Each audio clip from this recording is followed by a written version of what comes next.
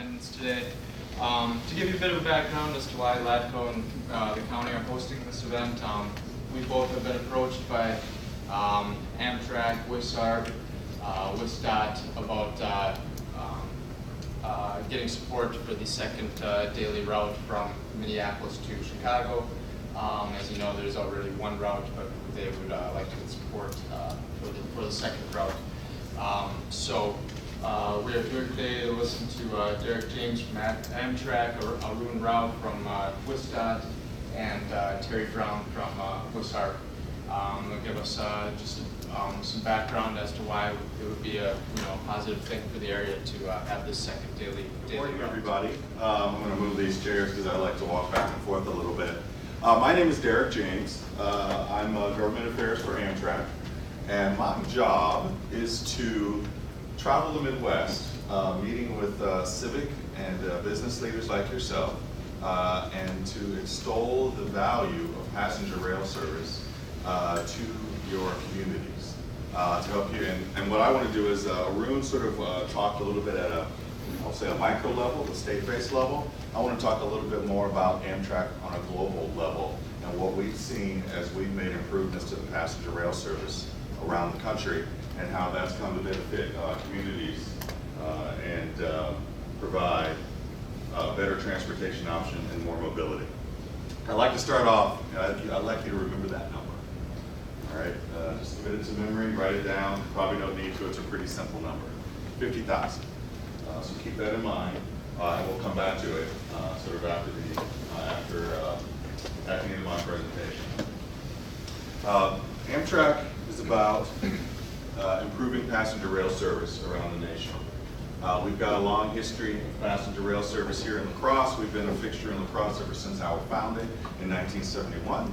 We were created by Congress and signed into law by President Nixon to continue the operation of passenger rail service that the private sector found uneconomic as travel patterns changed.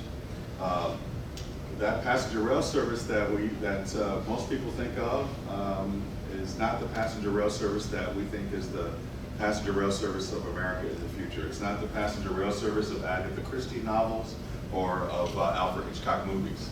It's frequent train service that's trip time competitive, that's economical, that is a benefit to the environment, and that provides people with their valuable time back. Arun talked about the Hiawatha service. The Hiawatha service is a model of passenger rail service right here in the Midwest. It's similar in many ways to the model that we've been able to implement in partnership with states around the country. That's the train schedule there. 7 trains each way a day. That service is so successful. Arun talked about it reaching more than almost 900,000 riders a year. We expect that our operating contract with the state of Wisconsin next year will require no operating support as the ridership and the revenue continue to increase. And that is a model that we hope to replicate and are replicating elsewhere around the country. Customers are using Amtrak. Our ridership has exceeded 32.5 million customers in the just completed fiscal year. This is at our East Lansing station, one of our daily passenger trains that we operate in partnership with the state of Michigan. That station handles about 100,000 people a year, about 65,000 people a year, about 3 times the number of people that actually use the train here at the LaCrosse station. A question for you guys: how many of you have to travel for business? For trips that are, say, less than about 150 miles, what's your preferred travel mode? Anybody? If you say are going to Milwaukee. Okay. For trips that are, say, more than 300 miles, preferred travel mode? Plane. Okay. All right. Passenger rail is most successful in markets of about 150 to 400 miles, where we can provide frequent service that is as fast as driving. Here at LaCrosse, I did a little research, and you guys can correct me. I'm sure LADCO knows this in more detail than I do. Looks like you've got about 2 to 3 flights a day from here to Chicago. Looks like the fare is around $220 round trip. The flight is about an hour and 15 minutes. You add in access time to and from the airport, you're looking at a little bit more than 3 hours. The additional passenger train that Arun talked about that we hope to work with Wisconsin DOT and Minnesota DOT to partner with to add will take about 4.5 hours to make that trip. So yeah, it's slower than the plane, but it gives you your valuable travel time back. It gives you working time. The train will have Wi-Fi on it, so you'll be able to get work done. It'll deliver you right into the heart of downtown Chicago if you have business here, or if those of you who have business or clients in Chicago, it'll deliver them right here to downtown LaCrosse, because we want folks to come to LaCrosse too. Where we're able to provide competitive service with multiple frequencies throughout the day, we are able to not just peel away from the other modes, but actually to add to the travel capacity of your community. Right now, I think you have about 92,000 enplanements at the LaCrosse Airport. At the Amtrak station, we do about 25,000 people a year. So the goal is to make it easier for folks to get to LaCrosse. One of our stations, I think that might be Wilmington, Delaware, where we provide fairly frequent service. Lots of business travelers use the train. Again, the train of today is about giving people their time back so that they can get work done. This is in Springfield, Illinois. This is, we call this the lobbyist train. This is the 5 o'clock departure on our St. Louis to Chicago corridor. It leaves Springfield about 5 p.m. So folks, all the lobbyists parade from that building back there in the background to get on their train to Chicago after they've taken a morning train or an afternoon train down to Springfield to take care of business. So saves them the hassle of driving. They meet people on board. They sometimes run into legislators, other business folks, and they actually get work done. So that's what we want to see. We want to open up those possibilities for travel to and from LaCrosse. An example, again, modern passenger trains. These are trains that are under construction for Amtrak on some of our other corridors.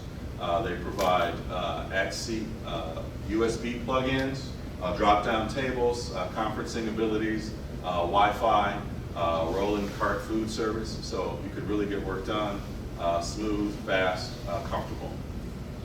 Even with today's revolution, if you will, in communication technology, you can't really, it's really important for face-to-face meetings. It's important to get together with people despite the ability for us to communicate. So location decisions are important still for businesses. Businesses want to be close to talent. They want to be able to get to transportation easily to get to where they need to go. Here's some examples of some firms that have either relocated headquarters or significant staff levels to within 2 to 3 blocks of our train station in downtown Chicago.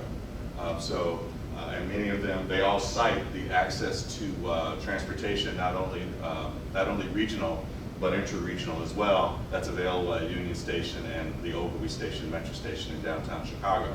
And we see this around the country where communities are investing in passenger rail, where states are investing with us to provide more service. Communities feel that it makes those communities more attractive to retain talent and to attract businesses with better, more convenient and reliable transportation. I talked about our ridership having grown fairly significantly over the past number of years. Again, our federal fiscal year ended at end of September, where we carried 32.5 million customers. Our ticket revenue exceeded $2.3 billion.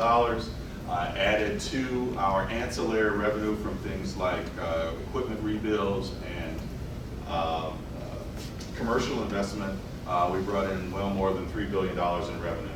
We fully expect, and this will be of interest to our friends here, that when we present our letter to Congress next year seeking our appropriation, we will ask for no federal operating support. We will only be seeking capital support for infrastructure. We will have covered our operating costs from ticket revenue because of the growth in ridership and the growth in ticket revenue. So for years, Amtrak was viewed as this black hole where dollars were pumped with no value. We have been able to turn that around and create a national passenger railroad that does not need subsidy to act. It does not need a subsidy from its federal government to actually preserve passenger rail service.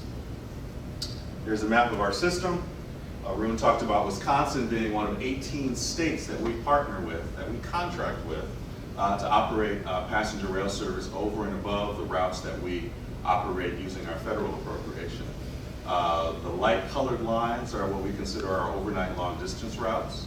Those we use our federal appropriation and revenues from other service to subsidize the operations of those trains. The dark blue lines are the routes that we operate in cooperation with state governments. I talked about 32 million customers. The dark blue lines and the red line they carry about 81% of our ridership. So the majority of folks are traveling on these corridors that are, in most cases, multiple frequency corridors connecting major cities. Again, providing trip time, competitive, and convenient service because there are departures throughout the day. This is the future of passenger rail in America. So again, 18 states, 29 corridors, 81% of our ridership. We want these dark blue lines to grow and expand. Right now we are going around the country. Our revenue and planning team have looked at other city pairs around the country because Americans are doing a lot more travel than just on those blue lines. Where are the other places that passenger rail should be setting up service so that we can provide travel options for consumers, for tourists, and for business travelers? There's big cities in Ohio like Cleveland, Toledo, Columbus, and Cincinnati. We've met with the state of Ohio and we've talked to them about how we can get service up and running. We see Wisconsin there that we love right there in the middle of the map with that one blue line from Chicago to Milwaukee. That's the Hiawatha service. We want to extend that blue line up through LaCrosse and up to the Twin Cities to begin to create a multi-frequency corridor between those very four important cities of the Twin Cities, Milwaukee, Chicago, and LaCrosse. So that's the future. Fortunately, Congress has seen fit to provide us with the capital dollars that we need and where states can apply for these grants to actually pay for the infrastructure to actually bring these services about that we can hopefully bring about where most of the revenue comes from the fares and not from the taxpayers. Just to talk, again, to sort of reinforce that previous map, here is what we see as sort of the mega regions, the places where America has most of its population and America is growing and where their travel demand is. The travel demand is between major cities in these corridors. We can see the Great Lakes region, which includes Winona, LaCrosse there, with Winona and LaCrosse area up to the Twin Cities, probably Rochester as well, an important corridor. Why aren't these two connected with multi-frequency service? Just like we've got frequent service between Chicago and Detroit, Chicago and St. Louis, there's value, I think, to the consumer and to the business community and the tourism community here for increasing that access. So 50,000. That's the number I want to see in terms of ridership at the LaCrosse station. I want to increase the amount of capacity, transportation capacity to this region, making it easier for folks to come here, folks to live here, folks to set up businesses, and make it easier for businesses to go to and from where they need to go. And in order for us to do that, we need your support. As Arun mentioned, this is a partnership between Amtrak, the states of Illinois, Wisconsin, and Minnesota, and you. There are federal grants that are being made available every year to states to invest in the infrastructure that's needed to improve passenger rail. Those investments, we make transportation investments. We've been making them for a long time as a nation in things like locks on the Mississippi River, building new bridges over I-90. We're now starting to make them in passenger rail.